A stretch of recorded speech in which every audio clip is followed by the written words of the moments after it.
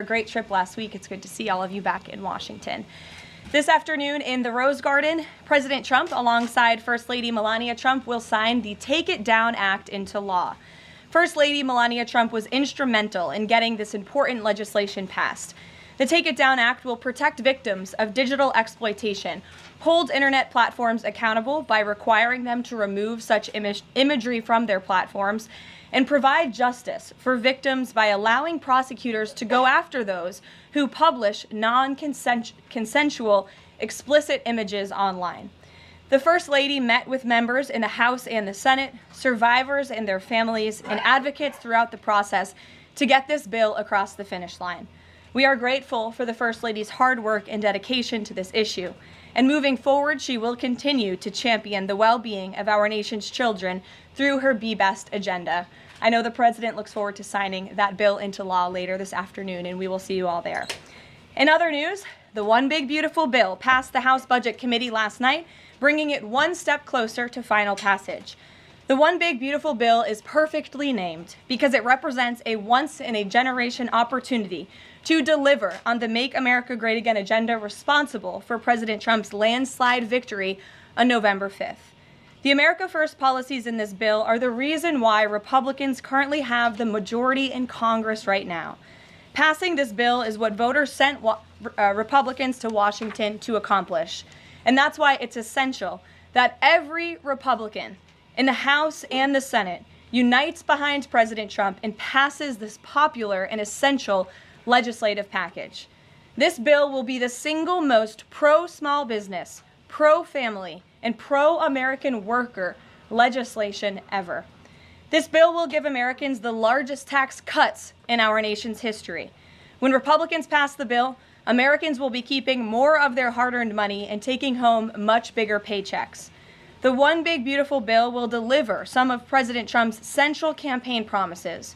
No tax on tips for our hardworking waiters, waitresses, and service workers.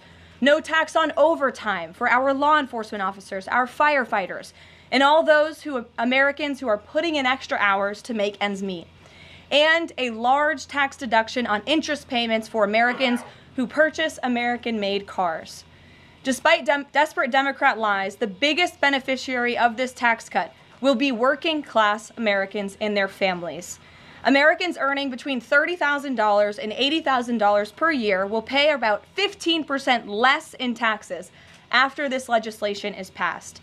And according to a brand new paper from the White House Council of Economic Advisors, the average family with 2 children's take-home pay will be up to $13,000 higher because of the increase in wages and reductions in tax obligations. The CEA study also said that the average overtime worker receives a tax cut of roughly $2,000. Again, this is great news for our nurses, our police officers, and all those who work overtime to make ends meet across our country. Put simply, President Trump's One Big Beautiful Bill will be a boon for working-class America. This One Big Beautiful Bill is also pro-family. It will increase the child tax credit to $2,500 per child, establish optional savings account for newborn babies with a $1,000 credit added, and strengthen paid family leave. This bill also delivers historic tax relief to America's seniors by allowing middle and low-income Social Security recipients to deduct an additional $4,000 in payments from their taxable income. If Democrats get their way and the Trump tax cuts are not extended, Americans will face the largest tax hike in history to the tune of $4 trillion. Republicans must not side with Democrats in helping them raise taxes. The One Big Beautiful Bill also provides critical protections of Medicaid, which will strengthen and preserve the program for decades to come through common sense efforts to eliminate waste, fraud, and abuse. Medicaid will no longer be used to pay for barbaric gender mutilation procedures on minor children. And the 1.4 million illegal aliens who are currently improperly receiving Medicaid benefits will be kicked off the program to preserve it for hardworking American citizens who need it. President Trump and Republicans are protecting Medicaid benefits for pregnant women, children, disabled individuals, low-income seniors and families, and the most vulnerable Americans in our society. And that's what Democrats are so angry about. Basic Medicaid protections that will stop the funding of transgender insanity and illegal aliens from ripping off American taxpayers. As you all know, over his first 4 months in office, President Trump ended the previous administration's open border crisis and secured our homeland in record time, all using executive authority. Now Congress needs to act. The One Big Beautiful Bill is the most significant investment in our nation's border patrol and law enforcement agents in our nation's history. The bill ensures that President Trump's popular and successful border security measures are made permanent. Republicans have the backs of Border Patrol and ICE agents who were put through hell over the past 4 years and have quickly worked to secure our southern border. And that's why this bill gives them more resources to do their jobs, including a $10,000 much-needed bonus to ICE agents and Border Patrol agents over the next 4 years. To provide those brave agents with desperately needed reinforcements on the ground, the bill allows for the hiring of thousands of new ICE personnel, customs officers, and Border Patrol agents. These significant hirings will empower President Trump to continue delivering on his promise to carry out the largest mass deportation in the history of our country. Again, that is a promise that Republicans made to American voters. It's a promise they were elected on, and it's a promise Republicans on Capitol Hill need to keep: secure our border. To supplement those efforts, the bill's funds will fund the completion of President Trump's signature border wall. As a result, 701 miles of primary wall, 900 miles of river barriers, 629 miles of secondary barriers, and 141 miles of vehicle and pedestrian barriers will be constructed when this bill passes, along with cutting-edge technology to secure our homeland from dangerous illegal alien invaders. This bill also advances our national security and defense interests by ensuring the United States military has the necessary resources to remain the strongest and most lethal fighting force in the world. The bill will provide resources for the construction of President Trump's Golden Dome to safeguard Americans from potential attacks, give the Coast Guard resources to build more modernized ships, and the Air Force resources to acquire better planes. If all of those incredible things were not enough, the Big Beautiful Bill also finally modernizes air traffic control in America, a bipartisan issue. The bill will allow President Trump to deliver on his promise to overhaul and update our air traffic control systems to keep Americans flying as safe and efficiently as possible. The previous administration failed to act and do this themselves, despite repeated warnings from the GAO, which has resulted in unacceptable delays at major airports like Newark that the Trump administration is working hard to address. When the One Big Beautiful Bill passes, we will replace the current antiquated system, the FAA will enhance safety in our skies, reduce delays, and power the future of air travel in the United States. That's just some of what this historic legislation will accomplish. It is absolutely essential that Republicans unite behind the One Big Beautiful Bill and deliver on President Trump's agenda. There is no time to waste. Americans gave Republicans a once-in-a-generation opportunity to course-correct our country over many wrongs over the past 4 years. And Americans are counting on Republicans to work as hard as President Trump is in this White House every day on Capitol Hill. Send this legislation to his desk as soon as possible for his signature. Here in our new media seat today, we have Liam Cosgrove, the White House correspondent for Zero Hedge. With that, Liam, please kick us off. Thank you, Karoline. So my first question is on foreign policy. Sure. The president has made several moves towards peace in multiple fronts: India, Pakistan with the Houthis, talking with Iran and talking with Putin. Biden didn't even talk to Putin for the entire span of the war, which is crazy considering two nuclear powers were engaged in a proxy war. So I do admire these moves by the current president, I'll be honest. However, as of today, we are still funding both Israel's and Ukraine's wars. So can Americans expect to finally be done financing foreign wars at some point? Do you consider that one of the president's goals? Well, I think I can summarize the president's foreign policy agenda with 2 words: America first. And that means putting the American people and the American taxpayer first. And that's why the president is moving as quickly as he possibly can and working overtime to end these conflicts in both Israel and in Gaza, and also the Russia-Ukraine war. As you all know, the president will be speaking with Putin at 10 o'clock. He plans to call President Zelensky when that call concludes. I spoke to the president about that call at 10 o'clock. I don't want to get ahead of those very important important conversations, but of course you will hear directly from the president or me after those calls conclude today, so you can expect that. As for Israel and Gaza, the president continues to not only himself but his national security team engage in talks on both sides of this conflict. The president made it very clear to Hamas that he wanted to see all hostages released. And last week, when we were flying out of town, there was great news on that front with the return of Eden Alexander, who is the last remaining hostage in Gaza. So to answer your question, the president is always thinking about the American people, the American taxpayer first. He wants these conflicts to end, not just to save money, but most importantly, to save lives.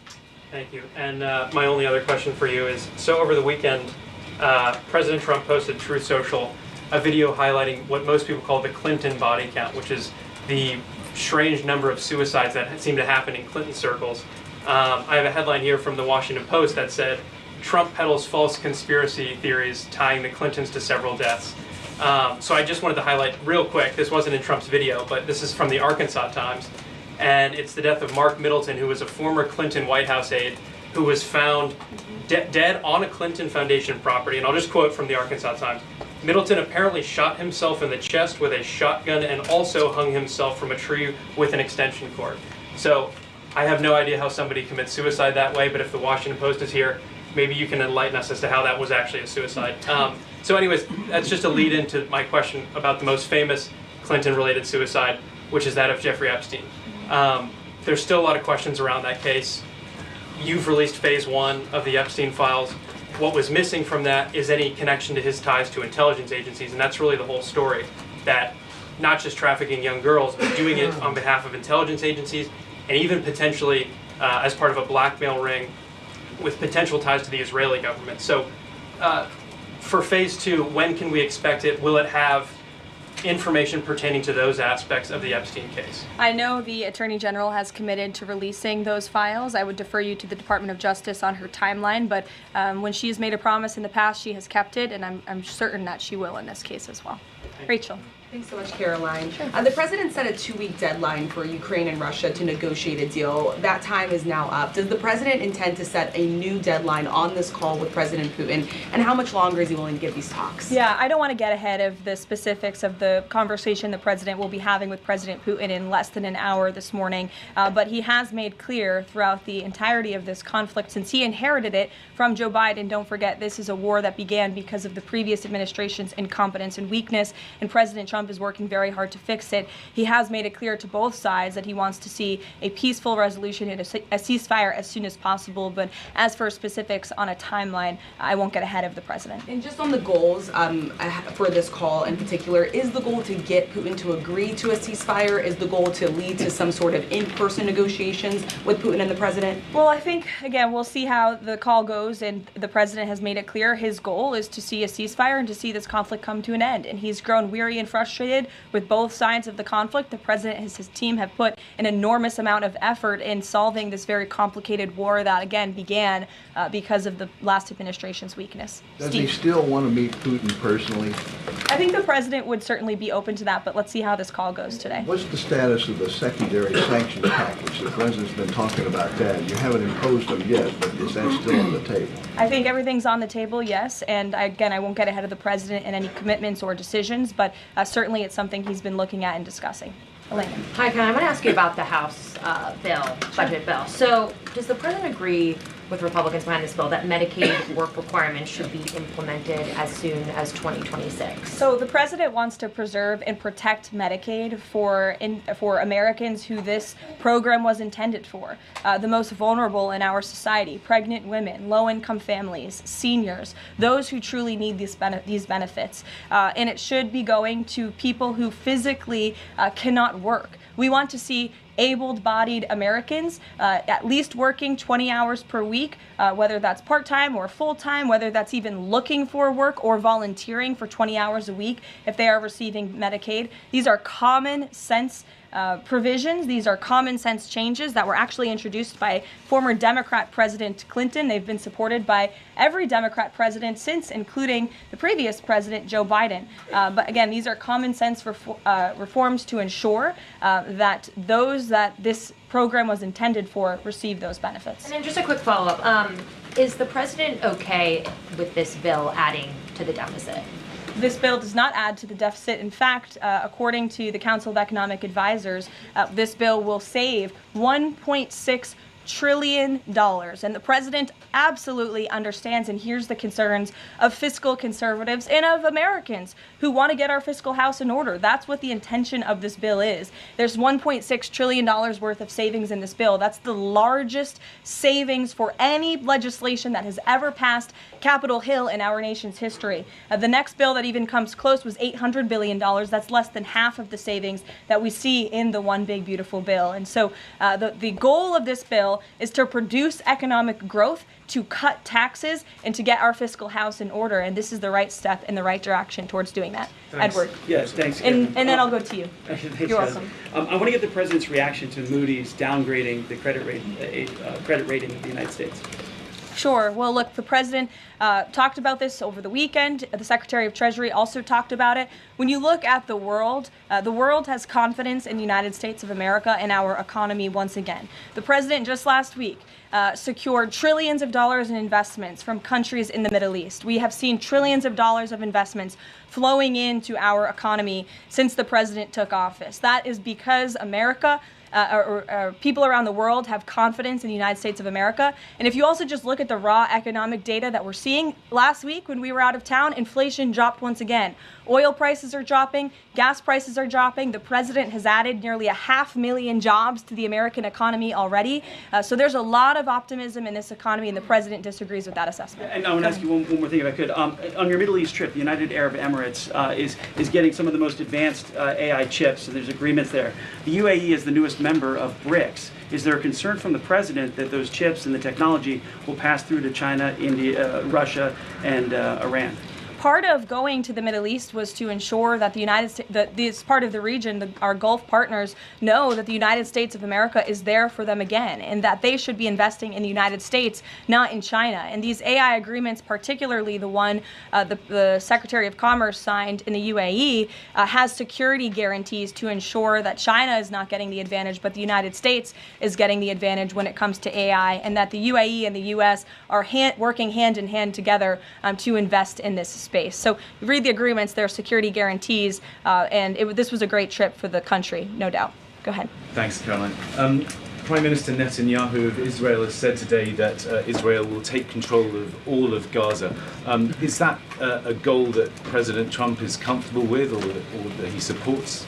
I'll have to talk to the president about those comments as they just came, I believe, from the prime minister this morning, and I'll let him speak on that. The president has made it very clear he wants to see this conflict in the region end. He wants all hostages to be released. He was pleased that Eden Alexander was returned home safely to his loving family. The president spoke with Eden directly while we were traveling to the Middle East last week.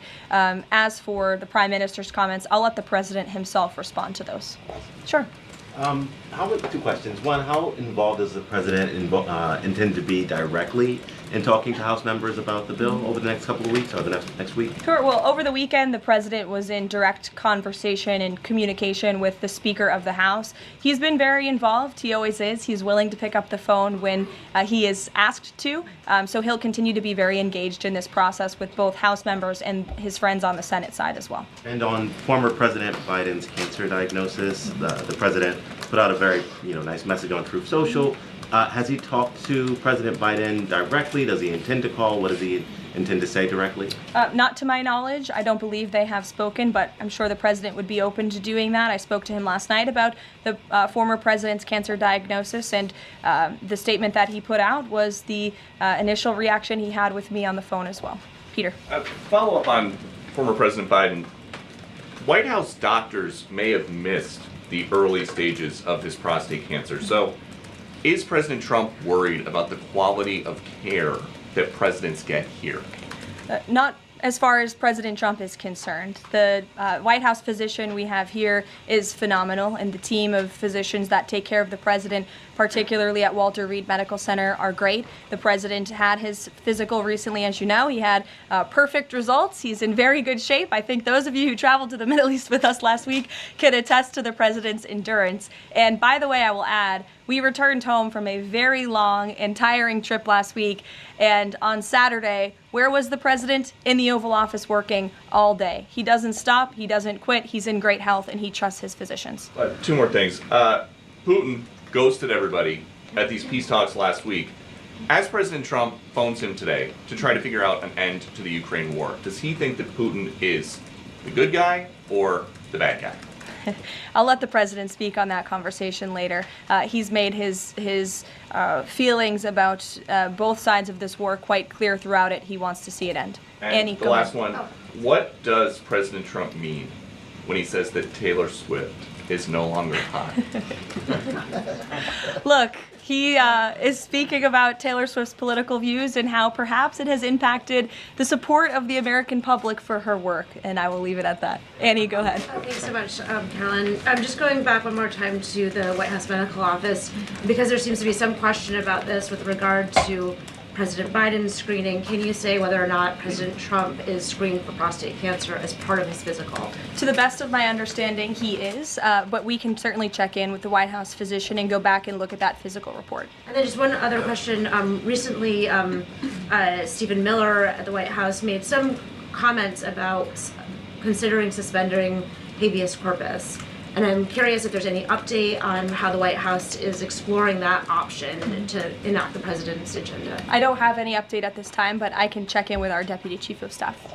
Mary Margaret, go ahead. Thanks, Caroline. Given the ongoing revelations about the former president's mental acuity and how staff and media covered that up, especially with the release of this book, 2 days, I think, is there any interest in further scrutiny of Kevin O'Connor, the former president's physician? I'll let the president speak on that. I spoke to the president again about the former president's health diagnosis last night, and he wanted to extend his warmest wishes to the former president and his family. But as for any further action, I'll let the president speak on that first. Michelle. Vice President Vance's meeting with Zelensky. Can you share any more information on that? My understanding was it was a good meeting, a productive meeting, and we're grateful that the vice president did it and that he also went to the Pope's first Mass in Rome. I also have an update on that. The vice president passed along a letter to the Pope from the president and from the First Lady extending their warm wishes and inviting them to the White House as soon as they possibly can come. Michelle. On Iran, Steve Witkoff said yesterday that continued enrichment is a red line for the U.S. The Iranian foreign minister says that's going to continue no matter what. How committed is the U.S. to that red line, and what's the next step for the next round of talks? We are 100% committed to that red line. The President, Special Envoy Witkoff, Secretary Rubio have made that incredibly clear, not just to the American public, but also in those discussions that Special Envoy Witkoff has had directly with the Iranians. And the next round of talks? I don't have an update for you, but we can get one. To the back row. Go ahead. Thank you, Caroline. You're welcome. South Africa's president says he's going to come to the White House to meet with President Trump on Wednesday. What are the president's expectations for that trip? And South Africa's president recently said he believes the folks that have been resettled here recently are cowards running away from problems in South Africa. Does the White House have a response to that? So I did see the South African president put out that statement. I want to confirm on our end with our Secretary of State and National Security Advisor, and we'll get back to you on that. Monica. Thanks, Caroline. You mentioned the President and the First Lady are signing the historic Take It Down Act this afternoon. I'm curious to know, what are some of the repercussions or consequences for these online platforms or perpetrators that won't comply with the act? Well, what this bill does, it takes the initial step to ensure that prosecutors are able to take down, that's why it's called the Take It Down Act, platforms that are allowing this sexually explicit content on their platform. So it gives them more leeway to go after them as they see fit. But as for specific repercussions, I would defer you to the Department of Justice of how they plan to implement this bill once it is signed later today. Brian. Yes, thank you. You said in your opening statement you talked about this MAGA baby savings account. Exactly how would that work?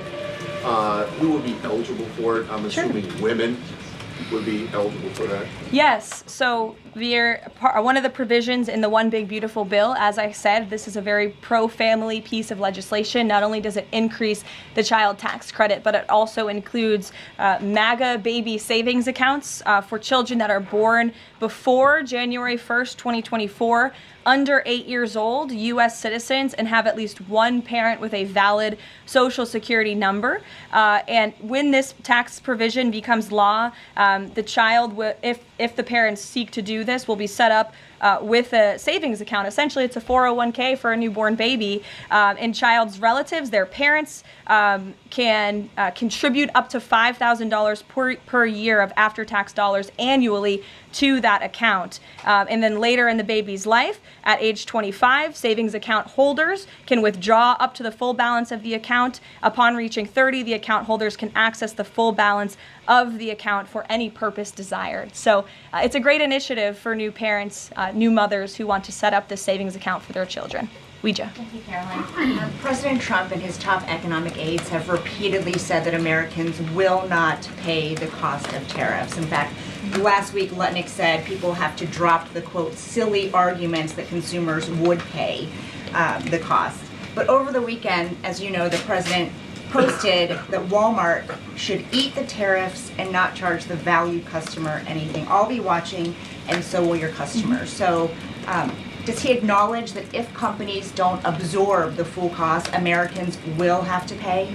Well, first of all, the CEO of Walmart made those comments about the tariffs on an earnings call where CEOs, I believe, are legally obligated to give the most dire warnings and forecasts to their investors and stakeholders. The reality is, as the president has always maintained, Chinese producers will be absorbing the cost of these tariffs. And that is why China was so quick to hustle to the negotiating table with the United States of America. They need our markets, they need our consumers. And I would again point you to the inflation report that came out last week showing that inflation is declining in large part because energy prices are dropping across the board in this country because of the president's robust energy agenda that he has taken since January 20th. So the president is committed to ensuring that prices remain low for American consumers, and he maintains the position that foreign countries will absorb these tariffs. What does he mean by "I'll be watching" to Walmart? He'll be watching, seeing what they're doing. Jennifer. On the gift plane from Qatar, 3 things. Is there a timeline for the U.S. receiving that plane?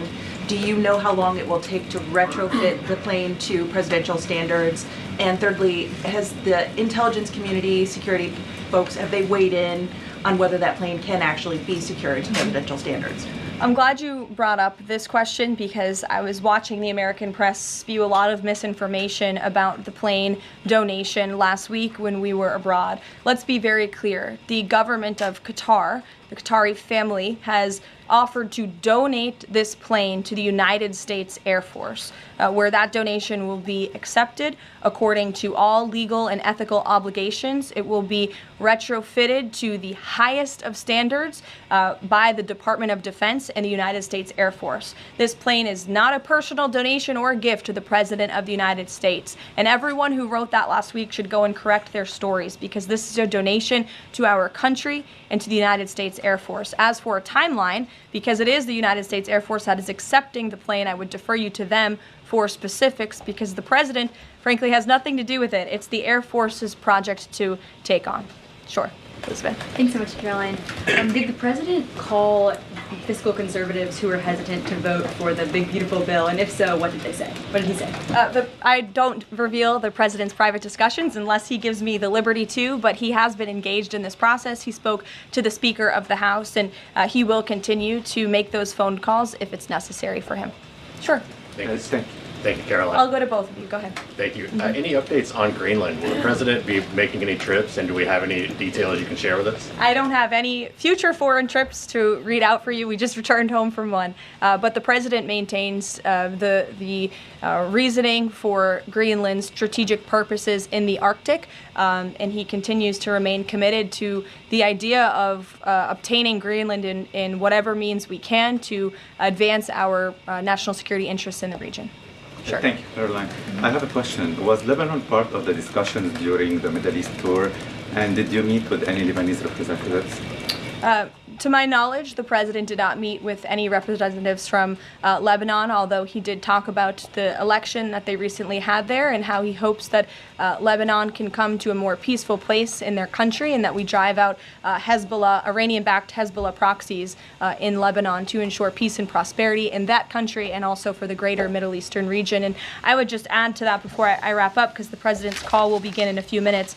The president's historic tour to the Middle East last week truly reset set our foreign policy agenda in that region. I think actually, in fact, the Washington Post had a headline, President Trump remakes U.S. foreign policy in the Middle East. And that's absolutely true. He took a courageous and bold step to lift sanctions on Syria. He strengthened our ties with our Gulf partners, and he put Iran into a very difficult position because the United States of America is back. And I will summarize the president's trip with an anecdote that I heard directly from a member of one of the foreign delegations. I asked him how hopeful their country was when they learned President Trump won the election. And he told me when President